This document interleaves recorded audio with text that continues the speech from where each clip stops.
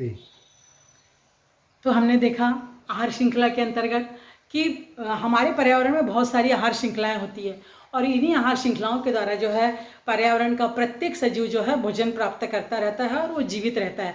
जैसे यदि हम लोग किसी नदी या तालाब का आहार श्रृंखला देखें तो क्या होगा, आहार नदी तालाब में क्या होता है, शैवाल या काई होती है। इस काई को कौन खाता है, जो छोटी मछलियाँ खाएंगी। तो छोटी मछलियों को कौन खाएगा, बड़ी मछलियाँ खाएंगी। वो वहाँ का एक आहार श्रृंखला होती है। तो वैसे ही हमारे पृथ्वी के ऊपर में जो है बहुत सारी आहार श्रृंखलाएं हैं और प्रत्येक आहार श्रृंखला में आपने देखा कि वनस्पति उत्पादक होती है और उसको उपभोक्ता ग्रहण करते हैं। सबसे जो अंतिम होता है, सर्वोच्च उपभोक्ता होता है। अब इसको कोई खाता नहीं है तो उसका क्या होता है, हाँ, वो सर्वोच्च उपभोक्ता जब मर जाता है, यानी उनके मरने के पश्चात क्या हो जाता है, वो जमीन में मिल जाता है और जमीन में स्थित, मिट्टी में स्थित जो सूक्ष्म जीव होते हैं वो उन सूखे पत्तियों को, प्राणियों को, वनस्पतियों को क्या कर देते हैं, सड़ा देते हैं। और सड़ाने का काम क्या करता है, सूक्ष्म जीव करता है। तो आपको समझ गया कि इस श्रृंखला में का कोई भी घटक यदि की मृत्यु हो जाती है तो उसको वापस, देखो होगा अपने सड़क के ऊपर देखो कुत्ता पड़ा रहता है, तो उसको हम लोग यदि उठाए नहीं तो क्या होता है, जो होता है 2-4 दिन के बाद में जो है वो अपने आप सड़ के ज़मीन में मिल जाता है, उसकी हवा में दुर्गंध फैल जाती है। मतलब जिससे मट्टी से बना था वो मट्टी में ही मिल जाता है। ऐसा आपने एक स्लोगन भी सुना होगा कि मट्टी से बना है तू, मट्टी से मट्टी में मिल जाना रे, ऐसे करके।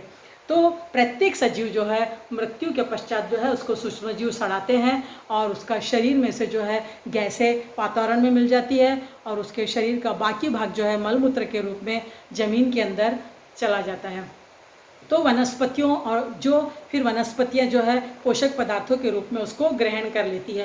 यानी वनस्पतियाँ जो है ज़मीन के अंदर उन प्राणियों के अवशेष के द्वारा ही अपने को पोषक पदार्थ प्राप्त करती रहती है।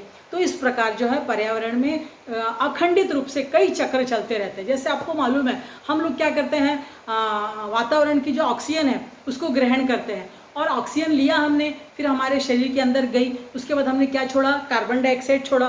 फिर इस कार्बन डाइऑक्साइड को किसने लिया, वनस्पति ने लिया। वनस्पति फिर क्या करती है, अपना भोजन बनाती है और वापस ऑक्सीजन गैस पर्यावरण में छोड़ती है। तो इस प्रकार जो है एक चक्र हमको मिल गया, ऑक्सीजन चक्र।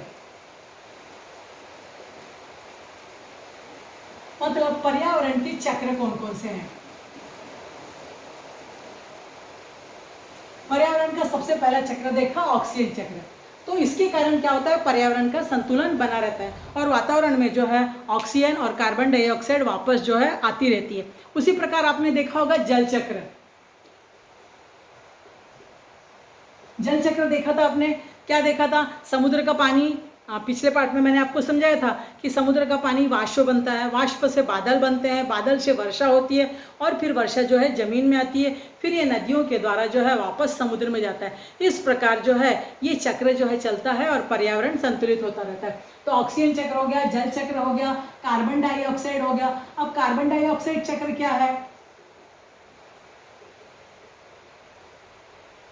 अभी देखो हरी वनस्पतियां क्या करती है, भोजन बनाने के लिए क्या लेती है, वायुमंडल से कार्बन डाइऑक्साइड लेती है। कार्बन डाइऑक्साइड वनस्पतियों ने लिया, अपना भोजन बनाया और ऑक्सीजन गैस वापस छोड़ दी।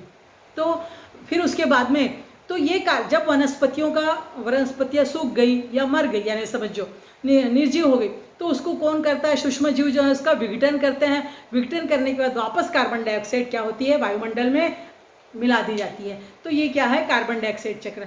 ऐसे ही जो है पर्यावरण में कई चक्र जो है अखंडित रूप से चलते रहते हैं। गैसों का आदान प्रदान जो है हमारा इस वातावरण में होता रहता है, जिसके कारण जो है हम लोग ये पर्यावरण संतुलित बना रहता है। यदि हम लोग जो है देखो, आपने देखा होगा हम सजीव जो है मरने के पश्चात जमीन में मिल जाते हैं, मिट्टी में गए, सूक्ष्म जीव उसको क्या करते हैं, विघटन करते हैं और हमारा शरीर का बाकी भाग जमीन में चला गया, बाकी गैस के रूप में वातावरण में मिल जाता है। तो ये पर्यावरण का संतुलन जो है हमेशा बना रहता है। अभी एक चित्र के द्वारा हम लोग इसको समझते हैं कि किस प्रकार प्राणियों में जो है,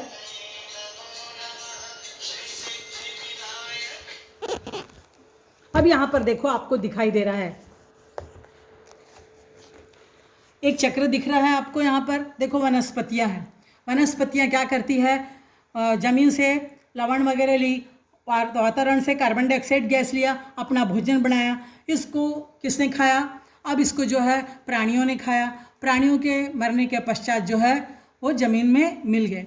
यानी यहाँ पर वनस्पतियों ने जो ऑक्सीजन छोड़ी वो प्राणियों ने ली, प्राणियों ने जो है कार्बन डाइऑक्साइड छोड़ी उसको वनस्पतियों ने ली। इस प्रकार ये चक्र जो है चलता रहता है, कार्बन डाइऑक्साइड चक्र और ऑक्सीजन चक्र। यानी वातावरण में जो है ऐसे बहुत सारे चक्र हैं जिसके कारण जो है वापस प्रत्येक सजीव जो है श्वसन के लिए ऑक्सीजन का उपयोग करते हैं और उनके द्वारा निकाली गई जो कार्बन डाइऑक्साइड होती है इसको वनस्पतियाँ लेती है। ये वनस्पतियाँ जो है अपना भोजन तैयार करती है। इस प्रक्रिया में निरंतर ऑक्सीजन गैस निकलती रहती है जो वातावरण में मिल जाती है। यही एक प्राकृतिक चक्र है, ऑक्सीजन चक्र और कार्बन डाइऑक्साइड चक्र। उसी प्रकार नीचे देखो, यहाँ पर जल चक्र दिख रहा है आपको। ये चित्र आप लोग बनाओगे जल चक्र का, नामांकित आकृति, इसको समुद्र नामांकित करोगे। देखो समुद्र का पानी जो है वाष्प बन के ऊपर जा रहा है, जो वहाँ पर क्या हो रहा है, बादल का निर्माण हो रहा है, बादल बन रहे हैं और फिर बादल के पश्चात जो है ठंडे होने के पश्चात देखो वर्षा हो रही है। फिर ये वर्षा जो है पहाड़ियों पे गिरी जहाँ से नदियों के द्वारा वापस समुद्र में आया पानी। इस प्रकार जो है ये जल चक्र जो है वातावरण में चलता रहता है। पर्यावरण में ऐसे बहुत से चक्र होते हैं जो सजीव तथा निर्जीव जैसे इनमें परस्पर आदान प्रदान होता रहता है। इसके द्वारा ही पर्यावरण की आहार श्रृंखलाएँ जो है अबाधित रहती है और पर्यावरण के सभी चक्र जो है अखंडित रूप से चलते रहने के कारण जो है पर्यावरण का संतुलन बना रहता है। तो इस प्रकार हमारे ज़मीन के अंदर भी जो है वनस्पतियाँ आवश्यक पोषक पदार्थ मिट्टी में से तैयार करती है ऊपर यहाँ ना, और ज़मीन के अंदर वाले पदार्थों का उपयोग करके वनस्पतियों की वृद्धि होती है। वहाँ प्राणी और वनस्पतियों के अवशेष से सड़ने पर पोषक पदार्थ पुनः जमीन के अंदर जाता है और इस प्रकार पर्यावरण में ये चक्र जो है लगातार चलता रहता है। तो हमारे पर्यावरण के चक्र कौन कौन से हो गए, ऑक्सीजन चक्र, जल चक्र, कार्बन डाइऑक्साइड चक्र। उसी प्रकार विभिन्न प्रकार की गैसों के आदान प्रदान का चक्र,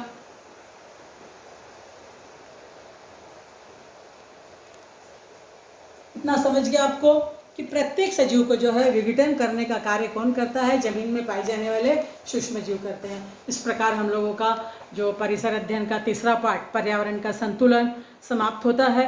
लेकिन एक बात आपको हमेशा ध्यान रखना है कि प्रत्येक पर्यावरण में सभी सजीवों का अस्तित्व रखने के लिए पर्यावरण का संतुलन बनाए रखना आवश्यक है। यदि पर्यावरण का संतुलन नहीं होगा तो फिर हम लोग भी प्रत्येक सजीव जो है नष्ट होने की संभावना हो सकती है। इसलिए पर्यावरण की रक्षा करने का कर्तव्य हमारा है। तो हमने क्या क्या देखा कि पृथ्वी पर असंख्य प्रकार के सजीव पाए जाते हैं। इसमें से कुछ निर्जीव होते हैं, कुछ सजीव होते हैं और निर्जीव और सभी सजीव घटकों का एक दूसरे के साथ संबंध होता है। अलग अलग क्षेत्रों के प्राणी और वनस्पति और सूक्ष्म जीव पाए जाते हैं। पर्यावरण में जल चक्र, वातावरण के विभिन्न प्रकार के गैसीय चक्र, आहार श्रृंखलाओं के कारण जो है पर्यावरण का संतुलन बना रहता है और इसके कारण हजारों वर्षों से उपयुक्त संतुलन जो है बना हुआ है। इस संतुलन में यदि बिगाड़ हो जाएगा तो हम भी जीवित नहीं बचेंगे। इसलिए पर्यावरण की रक्षा करने का कार्य हमारा है।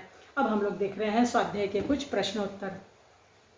स्वाध्याय का पहला प्रश्न है हमारा कि कीटनाशक पदार्थ का उपयोग किए बिना अनाज में लगे कीड़ों को कैसे निकालना है। तो आपको मालूम है मम्मी क्या करती है, नीम की पत्ती डालती है या कुछ गोलियां डाल देती है, बोरिक पाउडर डाल देती है ना, या फिर उसको धूप में सुखा देती है। इस प्रकार से जो है उसकी रक्षा करती है। फिर आहार श्रृंखला बनाने बोला है तो मैंने बनाया था। सबसे पहले क्या होगा, घास को कौन खाता है, सूड़ी को कौन खाता है, मेंढक को कौन खाता है, सांप और सांप को कौन खाता है, चील। बीच में तीर का चिन्ह बनाएंगे। आहार श्रृंखला का क्या अर्थ है, तो मैंने आहार श्रृंखला की परिभाषा लिख के दी थी, एक उदाहरण भी दिया था आपको। घास, सूड़ी, मेंढक, फिर सांप, फिर चील वाला। उसके बाद हमको दिख रहा है वनस्पतियों की वृद्धि के लिए जमीन के कौन कौन से पदार्थों का उपयोग करती है। तो जमीन से क्या लेती है, विभिन्न प्रकार के लवण लेती है और हवा से कार्बन डाइऑक्साइड, पानी वगैरह का अवशोषण करती है। सही या गलत देखो, पर्यावरण में सूक्ष्म जीवों का भी समावेश होता है, सही है। जैव विविधता का संरक्षण करना आवश्यक है, सही। टिड्डी पक्षियों को खाता है, गलत, पक्षी टिड्डी को खाता है। अब उसके बाद देखो आपको बोला है पर्यावरण के संतुलन के ऊपर कुछ घोष वाक्य बनाइए। तो घोष वाक्य बना सकते हो, जन जन में चेतना लाओ, पर्यावरण में अलख जगाओ। पेड़ होगे तो मिलेगी छाव, वरना हमारे जल जाएंगे पाव। एक घर एक पेड़, संतुलन का यही है खेल, है ना। पर्यावरण की रक्षा यानी सजीवों की रक्षा। इस प्रकार हम लोग आप पाठ को बार बार पढ़ेंगे और समझेंगे और पर्यावरण के संतुलन को बनाए रखने में सहायता करेंगे।